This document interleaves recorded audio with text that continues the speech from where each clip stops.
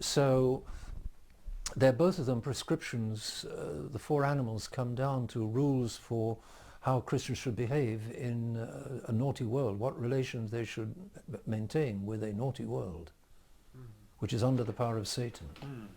I feel these pastoral letters have a happy tone to them, as if your congregation appreciated getting these letters and being told of a true way of practicing the Roman Catholic faith.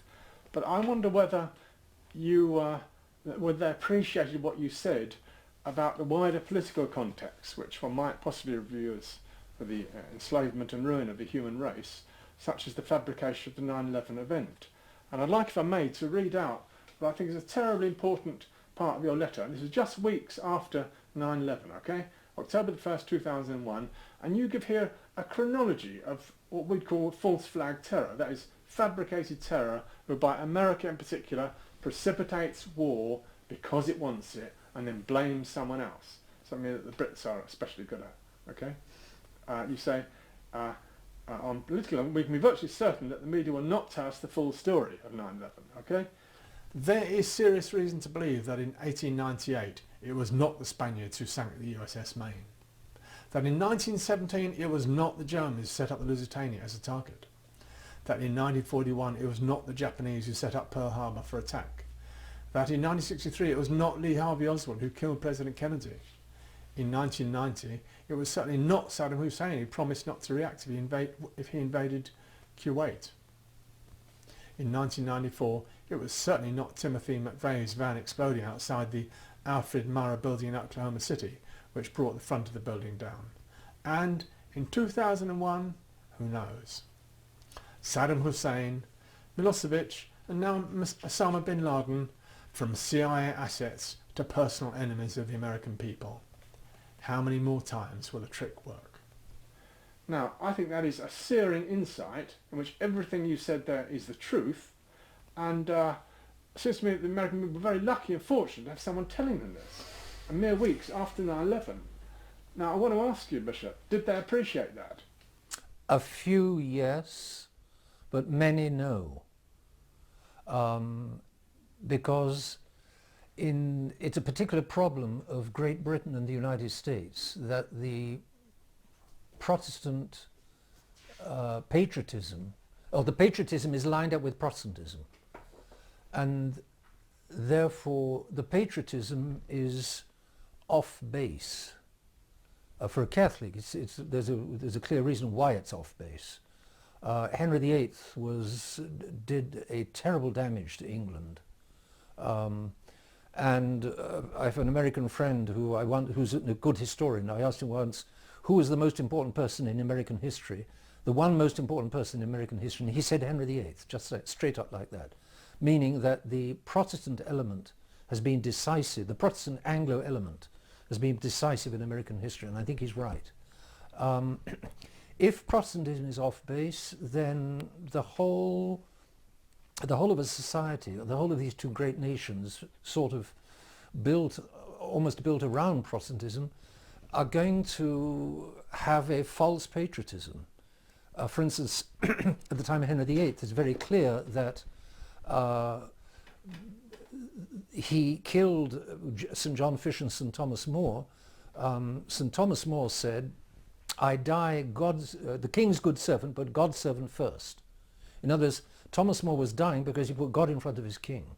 The rest of the great men in England at that time put the king in front of God.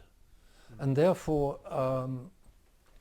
king and country, they put country in front of God.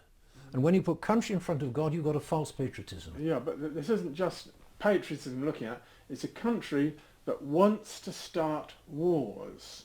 This is the terrible reality, and can present a counterfeit agenda so the ordinary people think that it's someone else's starting. Yes. This is a weird mechanism, Yes. which might be a matter of our human survival for us to understand.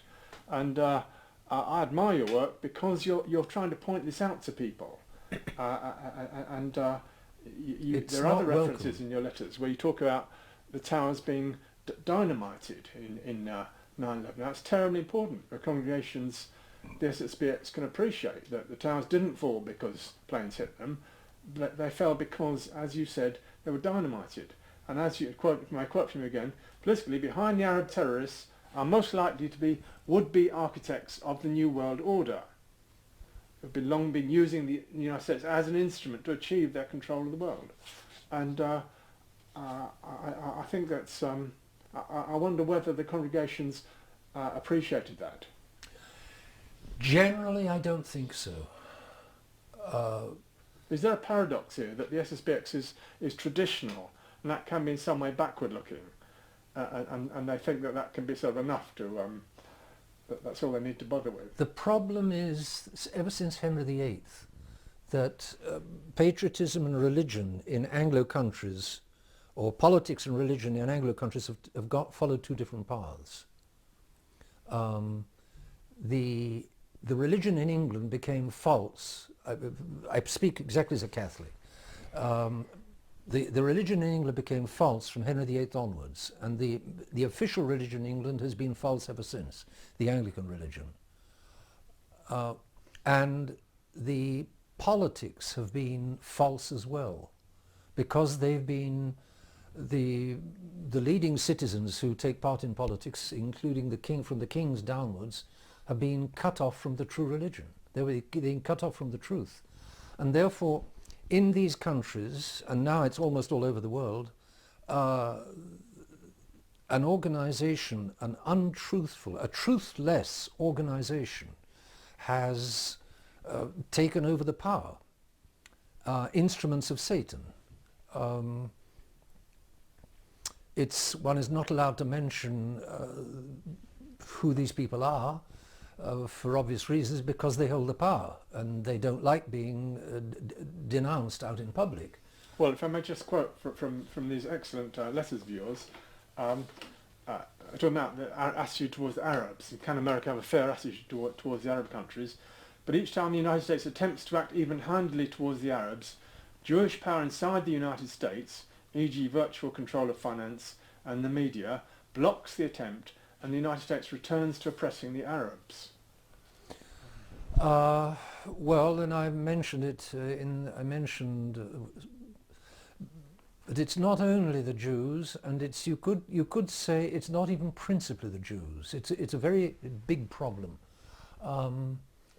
If we go back to the Passion of our Lord, the Judas Iscariot was worse than Annas and Caiaphas. Annas and Caiaphas were the obvious and open enemies of our Lord, the high priests.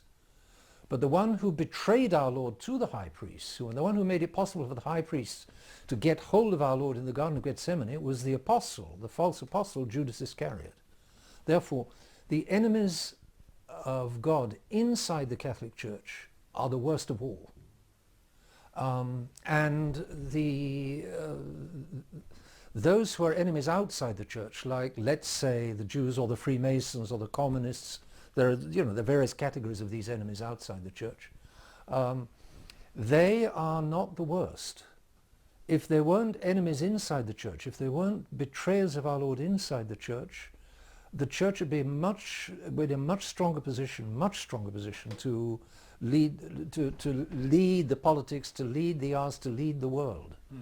When you were asked to leave America in 2003, after you'd been there for 21 years, you went to Argentina. Yes.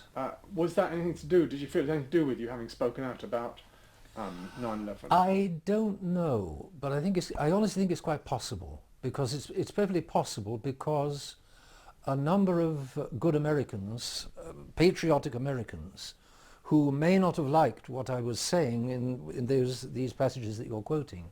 I say a lot of other things besides, but you're quoting these needle passages. A number of American citizens will not have been happy, patriotic citizens, and they may well have complained to my superior without my knowing anything about it. Not many complained to me directly, because they may have felt that it was useless, but they may well have complained to my superior. And he may have well have taken into account what they were saying. I honestly don't know.